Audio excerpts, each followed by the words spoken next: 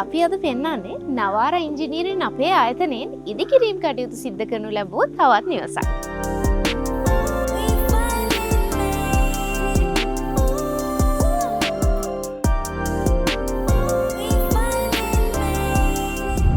ඉතින් මේ නිවසේ අවසාන නිමාවට අදාළ ඉදිකිරීම් කටයුතු තමයි සිද්ධ වෙමින් පවතින්නේ.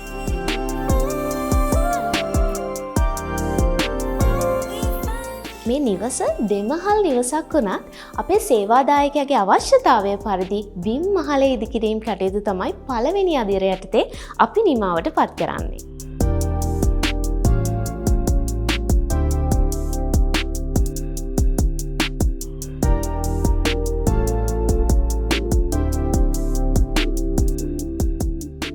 කම්බයින් ලිවින් ඇන්ඩ් ඩයිනින් ස්පේස් එකක්, බාත්රූම් එකක්, බෙඩ්රූම් එකක්, පැන්ට්‍රි ඒරියා එකක්, වැරෙන්ඩා ඒරියා එකක් වගේම පාකින් ස්පේස් එකකිනුත් මෙම නිවසේ බිම් මහල සමන්විත වෙනවා.